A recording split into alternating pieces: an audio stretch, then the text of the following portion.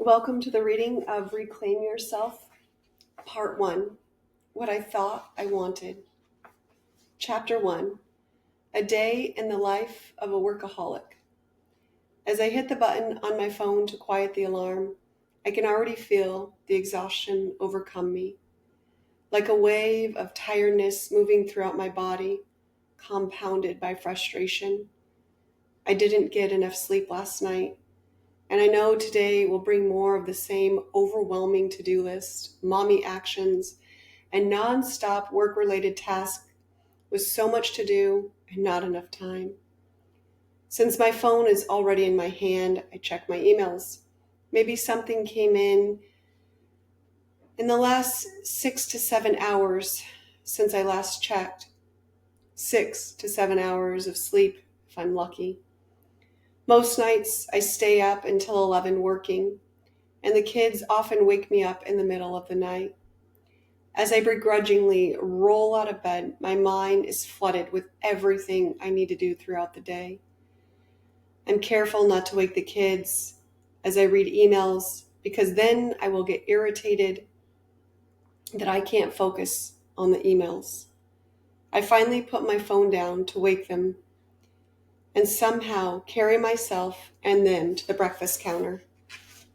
They eat their cereal, and I hear about 15 mommy requests per child per minute.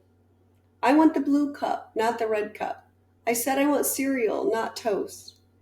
Frustration floods me when the kids ask me a question, and I'm on the phone checking emails, distracted and barely listening to what they are saying. I set it down and see my oldest trying to pour her own milk into cereal. Milk spills everywhere. What a mess! What are you doing? I ask as she proceeds to tell me, I just asked you to help me, Mommy. A feeling overwhelms me. A feeling that overwhelms me runs through my veins. I set my hand on the cool granite countertop, tilt my head back, breathe, and then clean up the first mess of the day. Luckily, breakfast is over and we move to the getting ready portion of the menu. After, Mom, can you brush my teeth? Mom, can you brush my hair? Mom, can you help me pick out my outfit? Mom, can you help me fill in the blank? We are only about 30 minutes into the day. I somehow manage to get myself ready, the kids ready, and check my phone multiple more times. This is my solo routine. My husband leaves the house around 5 in the morning, but honestly, I don't even know that it would help if he were home, because he would probably add more chaos. My dad's oldest sister, who has taken care of many, many children in her lifetime, also takes care of mine. Aunt Sandy shows up to watch the kids so I can work. I briskly walk from the kitchen into my home office, trying not to get caught along the way. I shut and lock the door, weirdly feeling some relief. Surrounded by maroon and gold walls from my alma mater, Arizona State University, I sit down at the large, bulky, solid wood desk we bought from the original owners of the house because it was too big and heavy to move. I sit down, and then it kicks in. All the work waiting for me. Meeting after meeting, action after action. I hold my bladder. There is no time for the bathroom. Just hold it, Jessica. I catch myself saying, finish this call and a couple of emails, and then we will go. Yet the calls have brought forth more actions, and working while on the phone did not prove to be any more productive, because now more emails continue to pile up. I can feel the stress set in. When am I going to get this all done? I mutter under my breath. I finally cave and go to the bathroom. It is noon. My stomach is grumbling. My irritability is rising, and my body is screaming, feed me, walk me, take care of me. Yet I can't hear any of it through the uncompromising chatter of what needs to get done. I quietly sneak out of my door, trying not to let my kids hear so I can sneak back in and work more. But they catch me. Mommy, can you help me? Mommy, she did this. Mommy, she did that. I just need a break, I mutter under my breath. So I help my kids and remember, oh yeah, I need to go to the bathroom. So I do, and then grab some food and head back to my office. As I go to close the door, the little feet come running. Mommy, we just want a hug. So of course, I open the door, which turns into a 5-minute ordeal of trying to get them back out of my office. Finally, I'm back in my office, and again, relief sets over me as I lock the door. I sit down and eat my not-so-healthy lunch at my desk while working. Most days, I don't even remember what I ate or what it tasted like. Around 2 o'clock, I feel tiredness sink in. We can't have this. We have so much to do, so I fill my body with candy or coffee. Whatever gets me through.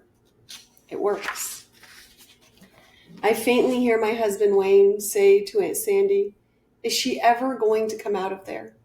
I look down and realize it's 6. There are still endless hours of work to do, but I feel the guilt of not making dinner or hanging out with my family. So I close my laptop and head into the jungle. My husband or I cook dinner. We trade off.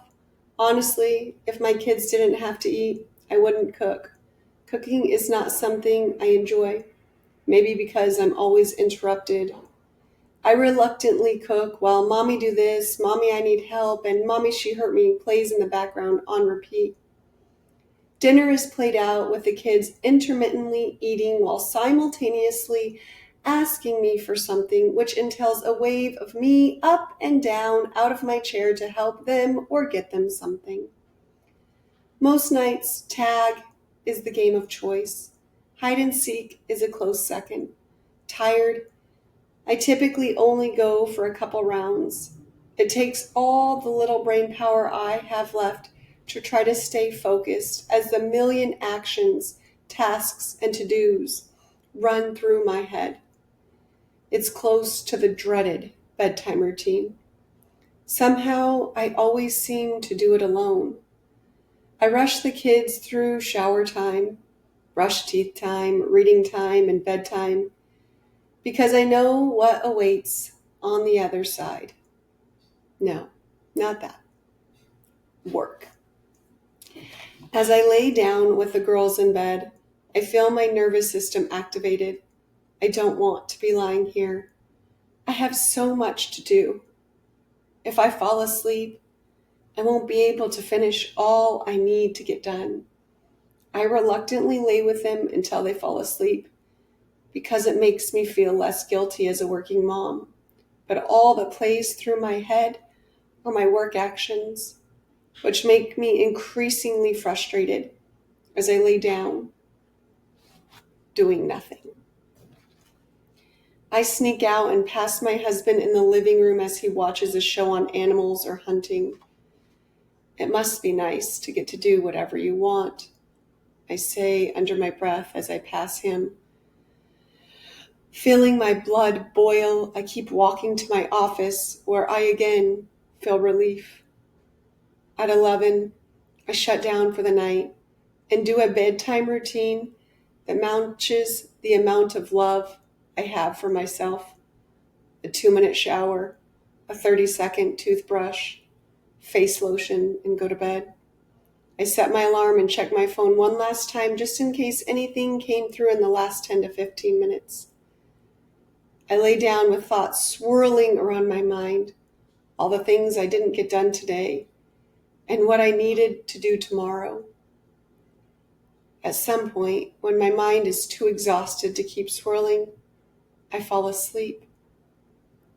I do this day in and day out, feeling stressed, overwhelmed, overworked, exhausted, and burned out.